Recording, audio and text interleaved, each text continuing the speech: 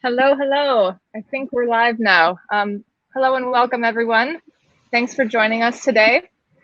I'm here with Charlotte, and we're going to be focusing on the sign-up moment and how you can improve the experience of asking your customers to prove they are who they say they are. Charlotte is our product design lead, who has been instrumental in designing our current identity verification flow, and I lead our user research team. User research at Onfido, we focus on two different users. Your customers, who we call our end users, they're the people who go through the flow of getting their identity verified. And we think about you as well, our customers, as our users, and how you use that result and how we fit within your own systems. We have a chat going, so please ask any questions throughout. If we are able to stop and it makes sense to respond to them, we'll do it live. Otherwise, we'll have some time at the end to answer any questions that pop up. So before launching into the details of our different tips, we wanted to zoom out and frame the context we live within. The internet isn't just about commerce and digesting content anymore, music, video, news. Our lives are moving online. We work online. We go to the doctor online. We date online. We exercise online. It was happening already, but this is being expedited by COVID. And this is the sort of new reality that exists. As more life has moved online, the need to verify people are really who they say they are has increased. There are a lot more touch points where you need to know, is this person really the person who they're claiming to be? Unfortunately, that's translated into a burden and a bad experience for people. I'm sure everyone here has experienced this before. More and more hoops to jump through, two-factor authentication, one-time passwords, code sent to text, code sent to email, codes that expire, resetting your passwords, getting locked out completely. I know myself, I'm locked out of Dropbox forever with my primary email because I changed my phone number and didn't know the code they gave me 10 years ago to be able to get back in. So I'm sure we all have experience with this. It's become a really bad experience for people. And this data point just stood out in a recent study we did. We asked people, what makes you feel like a business knows you? What we found is 57% of people said ease of accessing your accounts, while only 19 said understanding my interests. So this helped reinforce that idea that how important identity verification is, and making this a really good experience for people. So for those of you out there and all the different sides of the world who don't know who we are, a quick recap on how we do verification. The first step is, do you have a document? So are you a real life person? So we take a photo of the document and we verify whether or not you are a legal person. Then does your face match your ID? So take a selfie so that we can say that the person holding that document is really matched against the document is really that person. Lastly, are you a real life human? So some tasks that are different every single time to make sure that the person there is really live and it isn't just a video recording or something like that. Customers use us for a number of different purposes. Some are required by law. Some use us to prevent fraud. Others use us simply to create trust amongst their customers, and also even to just create better digital experiences. I know we talk a lot about friction, but in some cases, this flow creates better digital experiences. So these different use cases do have different implications on UX, but the 7 principles that we'll share with you today will all be relevant no matter what the use case is for you. It's important to say that we recognize that we are just one part of your flow, and we are not the purpose that your customers have when they come to you. People are trying to make a dinner for their family. They're trying to get to a meeting that they're late to, maybe again in 2021. They're trying to lose weight. They're traveling and experiencing the world. They're meeting a friend for coffee. We are just something that stands in their way of getting on with whatever they were trying to do. And we know that. So we focus a lot on how can we make this moment better. And at worst, we can minimize friction, the friction caused by this moment. But at best, it really has the potential to add value to people and improve other identity touch points down the road. So we'll share some ideas on that in a bit. Acknowledging the importance of this moment, we've done a lot of research this year to understand what's going on. We did a survey with 4,000 respondents across the UK, US, France, and Germany, and produced a white paper recently, which we will send to everyone following the recording. We've done a number of qualitative deep dive discovery projects, countless usability studies, and a dedicated focus on accessibility. With all of these different research initiatives, we started by zooming out wide to understand attitudes and behaviors on a whole, and then zooming in to understand how these influence the behaviors that you see within your flow and the drop-off that you experience.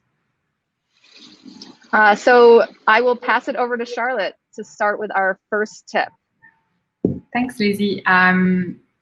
Yeah, so we've done a lot of research, and from this research, we got 7 ways to improve customers' identity experience during sign-up that we want to share with you today. And the first one is this one: fewer clicks doesn't always mean better UX. So onboarding is a critical part of the user experience. It's important to do it right. We want to boost conversion. We want to avoid drop-off. We want to keep people engaged. So we want to minimize friction. And when you're adding identity verification to your onboarding flow, you're probably adding an extra step on top of a flow that already has a lot of steps. That's pretty long. And because we're trying to minimize friction, it's tempting to try to shorten that part of the flow and reduce the number of clicks, and even having this as as part of success metrics, like, for example, users will need to access our app in less than 10 clicks. We don't think that measuring this necessarily means the UX will be better. So one of the reasons is that identity verification can be a stressful process. We are asking users to submit a picture of their document, a picture of their face. These things are sensitive and private, and we want to make sure that people are comfortable with it. We also want to make sure that people are submitting a good image so that they only have to do this process once. So it's important to make sure that users understand what's going on before they start. They might wonder, why do they have to do that? How they can get verified? How long is it going to take? Can they prepare? So we need to let them know about this.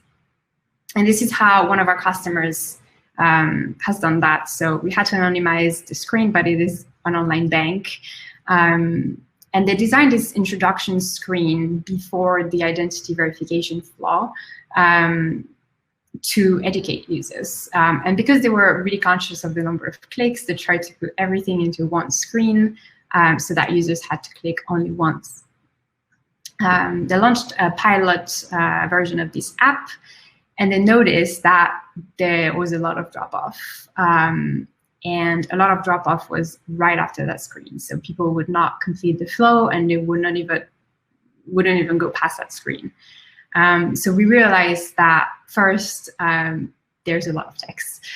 So a lot of users don't read, and then they get surprised that they have to submit a document and a selfie. And some users also started worrying about the amount of information there. Like, do I have to remember all of that for later? And then they just thought, I'm going to do it, just going to do it later, and they would drop off.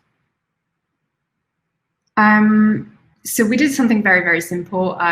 We split this introduction screens into 2 screens, and we tried to explain the process step by step. So the first one is, here is what you're going to have to do, and then the second one, this is how you're going to do it.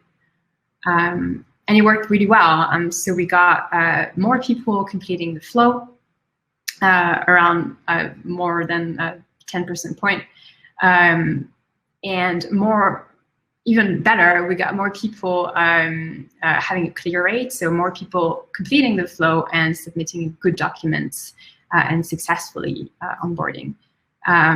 So what it means is that people understood what they had to do and they did it really well. So the whole point here is not to try to reduce the number of clicks, but to try to be as helpful as possible. We don't want to overwhelm users. So it's important to find the right balance between short instructions that are easy to read, easy to digest, and transparent guidance that clearly explains each step of the way. We don't want to add any surprise to the flow. And it's important to tell people what they need to know when they need to know it, so they don't have to remember. All of this will really help creating a process that's trustworthy and secure. So here we have two examples of two online banks, N26 and Monzo. They are doing this. They're using this principle. So they have very clear screens with a lot of information, but split in different screens to guide users. Charlotte, Yes. sorry, I just wanted to pause there and just say I love that example so much because it is so simple. It was a block of text split across two different screens, and that had such an impact. I remember one of the interviews we did, and one of the people we talked to, a woman said that when she was reading the initial screen, so we had one example that was very text heavy and one that was super simple to really understand the impact and the difference it would make. And the woman said, she got really spooked that she was going to have to be forced to to understand and remember everything she was being asked to do later. And so there was all of a sudden this fear of, do I understand what I'm being asked to do? Am I going to need to remember it? All this cognitive load that made it feel much harder. And therefore, once she was walked through, she's like, oh, that was easy. So I think it's just a really important point not to overload people ahead of time, because this feeling of that you're going to have to remember, we're putting the burden on you to remember and to do it right is scary. Yeah, it's really a balance to find between, being like very transparent and thorough, but also digestible. Cool. So yeah, a second point. So another point of friction that a lot of businesses are concerned about is turnaround time. So how fast a user can get their identity verification results. And of course, we're trying to verify users really, really quickly, but sometimes it can take up to a few seconds. And even if it's only 5 seconds, it feels really, really long to wait in front of the screens for a few seconds. So we need to get smart about managing this waiting time. Nobody likes to wait. Breaking news. People hate being stuck. And what they need is really a sense of progress and a sense of control. And it's this interesting idea that passive waiting time, so waiting in front of a screen, waiting in front of a spinner, feels so much longer than active waiting time, where you focus on something else, you do something else. And it's why on some elevators, you have the closed door button that doesn't actually work, it's just a placebo, but people will still press on it. And it gives this sense of control. And it just increases by a lot the tolerance that people have towards waiting for like the doors to close. There's this similar example I like from Houston's airport, where passengers were complaining about the long waits at baggage claim. The airport's team realized that it took 1 minute for passengers to go from arrival to baggage claim, but then they had to wait there for around 7 minutes for the bags to arrive. That's a very long time. So to make it better, they couldn't shorten that time. But to make it better, they rearranged the area, and they made passenger walk for a little while and walk a bit more before getting to the baggage claim. And in the end, people had to wait less because they had to walk, and the complaints ended immediately. So the lesson here is that keeping users busy, and they will making sure they do something will really make them forget about the waiting time, and they won't notice that the process takes some time to be completed. So to come back to an online example, you can allow people to start exploring your app, exploring your products, and have a sense of progressing through the products while they're being verified. And it's what Wish, the online marketplace, does. So they allow people to continue browsing, continue putting items in their basket while they're waiting for their verification results. And in the end, it's what people came here to do. So they have no problem waiting a little bit. And it's something that we've confirmed with some internal research as well. As long as people can do things and progress a little bit, it's fine if they're still waiting for their results. And if this is not possible, like if for some reason, regulations or any reason, you can't let people in, it's good practice to allow them to leave and notify them on when they can come back. We don't want to sit in a queue. I want to be able to do something else, and then you tell me when I can come back.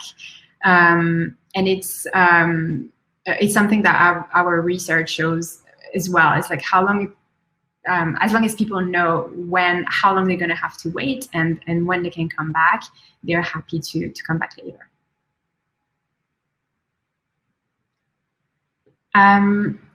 So now that we have customers that clearly understand what they're being asked to do and why, and they're happy to do it, we want to make sure that they're engaged and they're doing it the right way. And one way to do this is to get them at the right time. And again, it's all about giving them a sense of control over their experience that will make their experience better.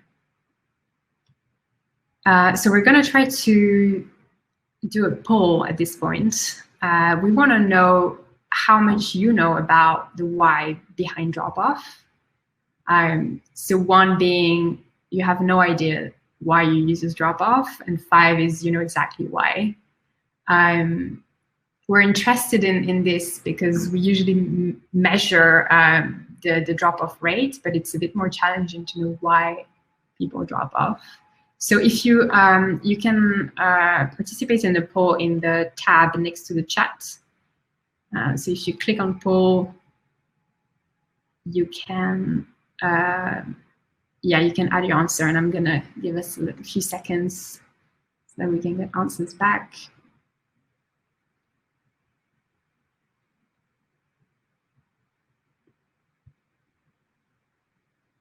So some answers already. So we have a few people who they don't know exactly why users drop off, but close to it.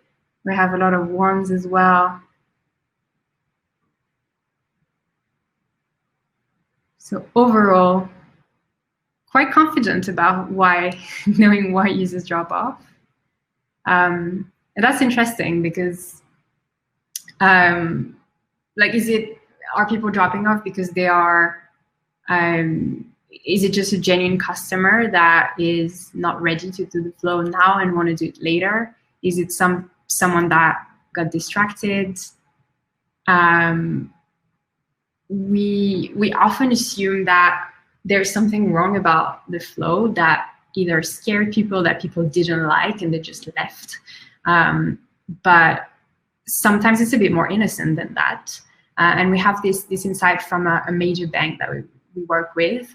They said they had a lot of their users that will go through the flow to get familiar with it, to understand what's happening, what's going on, and then they will decide to drop off and come back later to do it like when they are in a calmer environment, when they're home, when the kids are in bed. So they drop off, but they actually come back. So it's interesting really to know, to try to explore why users drop off. And one way to give this control on when to do it, when to do the identity verification back to users, is to add a remind me later option or a skip button at the point of identity verification. So this is what Revolut is doing, for example. They're offering people to get verified from the beginning, but you can do it later in your own time. And you can set up a reminder yourself, so it gives you a bit more control. In the end, you will be verified, you will get verified at some point. But it gives you this feeling that you're in control of the experience.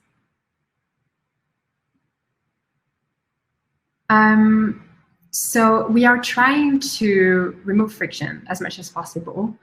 We don't want to get in the way of what people were trying to do. But sometimes friction isn't bad. And in some cases, actually adding friction is good and can improve user experience.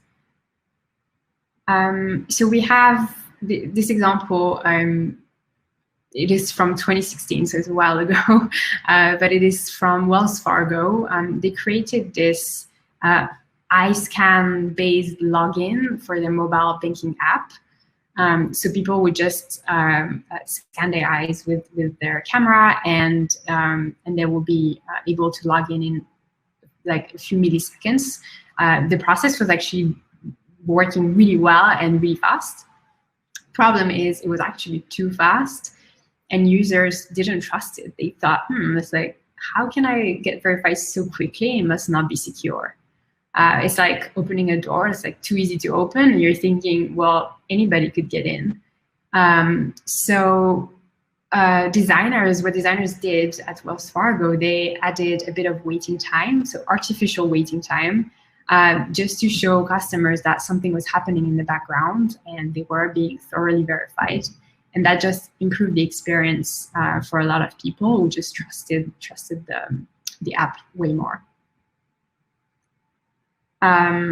We have a similar example here with Coinstar. So Coinstar's machines are these machines you can find in some supermarkets in the US, where you come with your jar of coins and you can exchange them to like a gift card or some cash. And so you pour the coins in the machine, and the machine calculates how much you put in. And same, this is instant. It's like an instant process. But a lot of people were like not trusting the results. They felt like they put more money than the machine would say. They would just not trust the machine. So what Coinstar team did, they added a sort of artificial waiting time, and they also added a sound of like the coins making their way through the machine. And that just made the users understand what's happening in the background. They were like having they could visualize how it's working, and it made them trust the whole thing way more.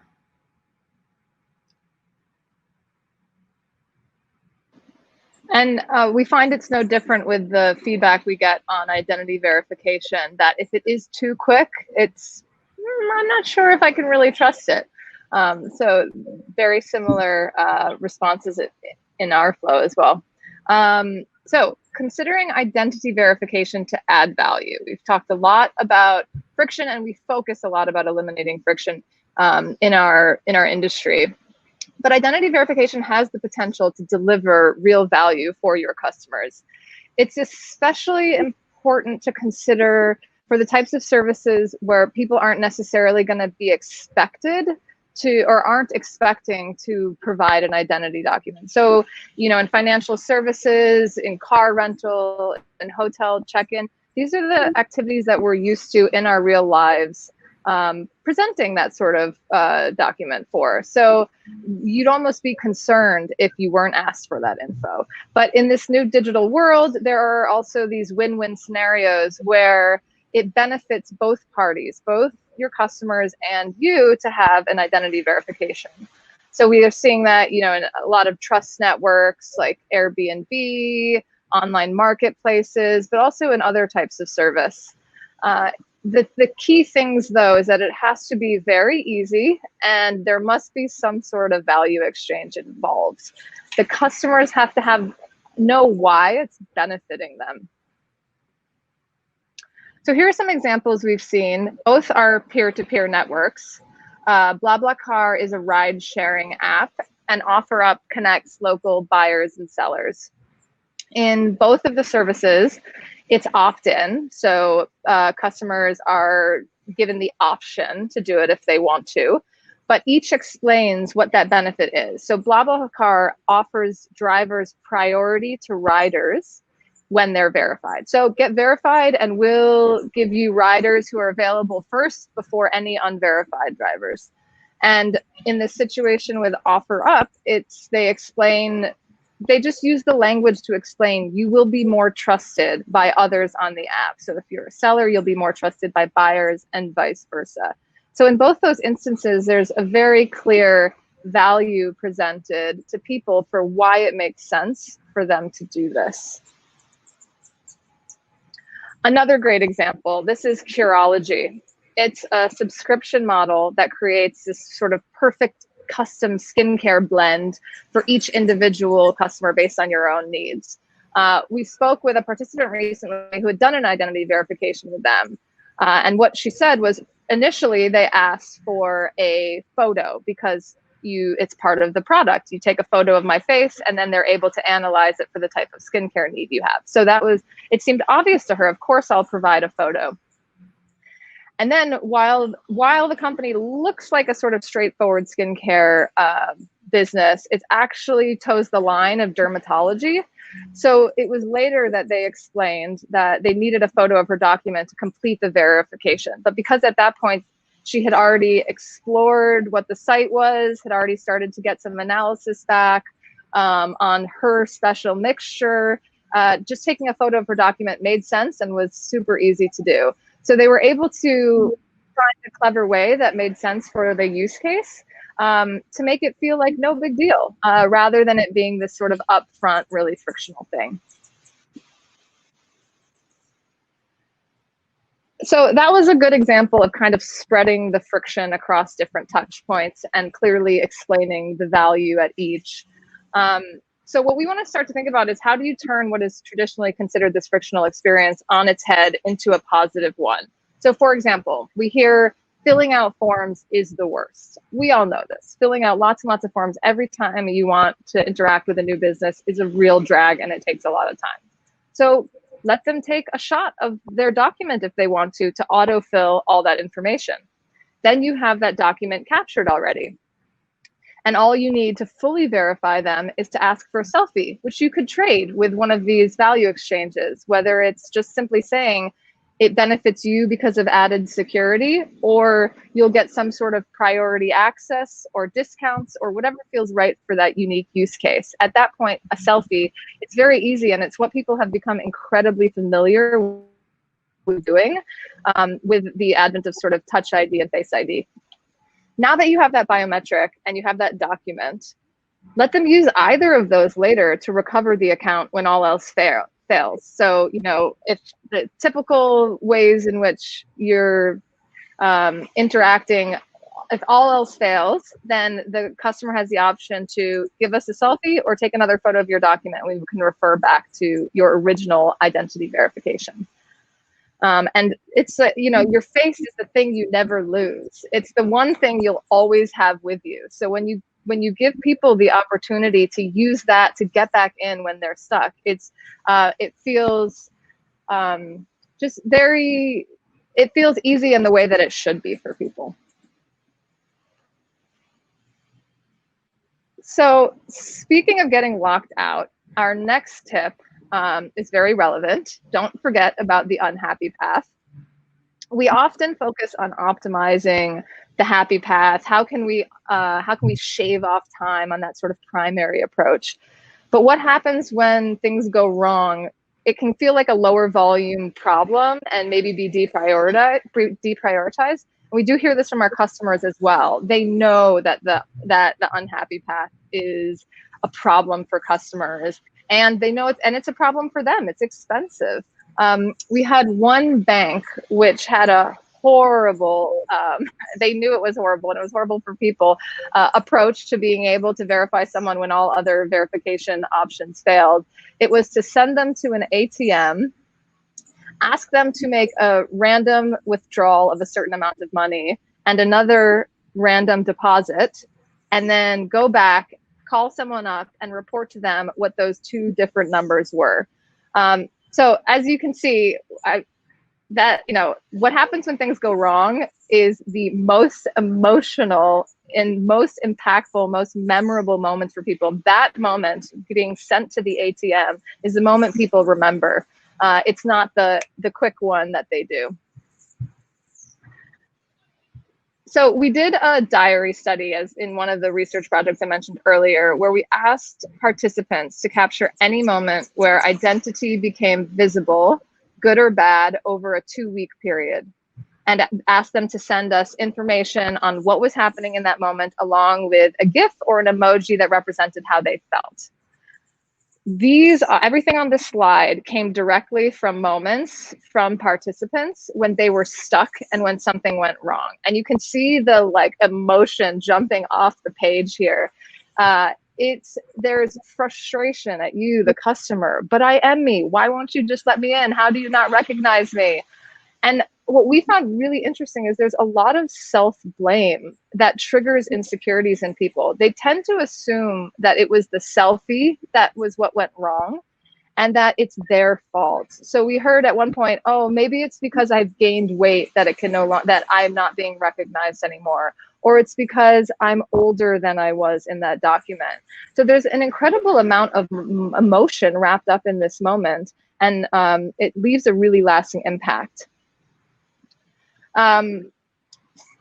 Because of this, first-time success is something that we care a lot about. We only want people to go through the verification once. We want them to be successful. So during that identity verification experience, we've put in nudges along the way to try to tell them what might be going wrong and how to improve the capture so that we can ensure success later. So we're giving them context feedback in the moment to make sure that they're successful in their first try. You can see some of the things here with blur detection, or can't register the barcode, or we don't see that your face is detected. And this has helped improve the success rate in that first capture experience.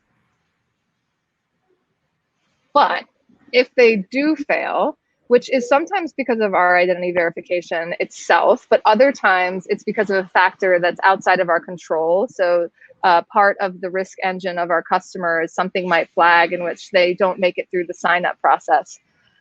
If they do fail, here are some tips to get them back.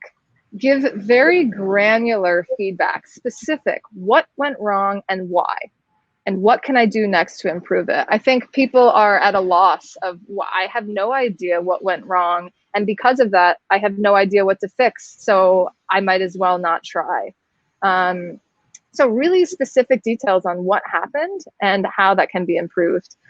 Then provide supportive language. Recognize that this is a distressing moment and that it can be really emotional.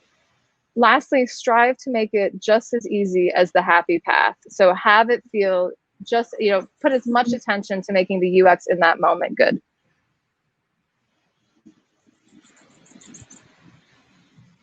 And our last point for today is something we care a lot about at Onfido. It's accessibility. So we do believe that building an accessible product will benefit everyone and will improve conversion, will improve pass rate. Disability can be something that is a permanent thing you have, or it can be temporary. It can be because of a specific situation you're in at a specific time. You can imagine my baby is sick and I'm carrying her in my arms and she's crying, and I need to take my phone and log in to my doctor's GP app to get a doctor's appointment. So I have only one arm and I have a crying baby in my other arm. These are situations that are very common, and we need to make sure that people can get verified, they can go through the whole flow with no problem. So we've been working with accessibility experts. We've been trying to make our experience more accessible. And some of the things we've done are about, for example, font sizing. So we want to make sure that people can resize the font, make it bigger without first without breaking the interface, but also with like keeping all the navigation and everything really clearly in the app. So imagine you're an Uber driver and you have your phone on your dashboard. It's a bit further away. You need to increase the font. We need to make sure people can do that and feel really comfortable going through the flow. Same for screen reader support. So we're trying to improve the way screen readers work on our products. They obviously read the text that's on the screen, but we also want to make sure that they're helping people. For example, taking a selfie. It can be really hard to take a selfie if you're blind, for example. So we want to make sure that the screen reader is helping with like how to position the phone, how to position your face if you can't see the screen. So that's it for today. These are our 7 points. So to summarize, fewer clicks doesn't necessarily mean better UX. You need to get smart about waiting time, trying to get users at the right time. Friction can also be good, and you can consider identity verification to add value to your onboarding experience. Don't forget about a happy path, and make sure you're designing for everyone. So what we're focusing on next as we turn the chapter from 2020 and move into 2021, we're going to continue to get smarter about friction. So identifying ways to minimize friction and turn this moment into a really positive one and one that benefits people, both our customers and individuals out in the world. We're going to be working on UX metrics to benchmark. One of the things that's a challenge is in our industry, there are few metrics that represent what good UX is in this moment that can be compared across different vendors. So we want to try to develop what that benchmark is. And lastly, we're going to be working on innovation in the capture experience. So our design and research teams are hard at work building the next evolution of this capture moment. And Deepak, I just saw your question about the glare feedback in that capture moment. It is something we are incredibly focused on, and we will be working on a leveling up what that capture is like to make it both more secure and a better experience for users. So keep an eye out, and I'm sure we'll be sharing more about that in the coming months. Lastly, I'd like to invite all of you to join Onfido Labs. We will send a link along with the white paper as a follow-up to this. Onfido Labs is our experimental community of customers, prospects, identity verification enthusiasts at large, anyone who's keen to be a part of early pilots, feature testing, user research studies, and workshops and other things where we will work together to collaboratively design the future of digital identity. So please, we'd love to have you all join. That's all for now from us. Any additional questions? We'll take a quick look through the chat here.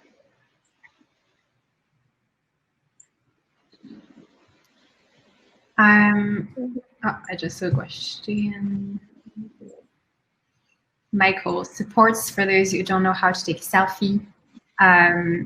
Very good point. So we've been focusing on the accessibility for screen reader, which obviously not everyone uses a screen reader. So we are trying to improve that experience within the capture itself. So giving a live feedback to users as like when they're positioning their face and like how distant to be from the phone, things like that, coupled with good instructions before the experience. So we're trying to work on a good mix between instructions before the experience and during the experience.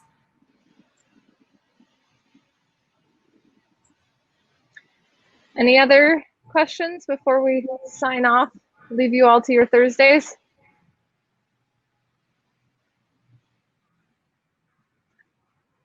All right, well, thanks so much for joining us today. It was fun to talk to you, and I hope we can maybe even see you all face-to-face again in the coming year. So thanks, everyone.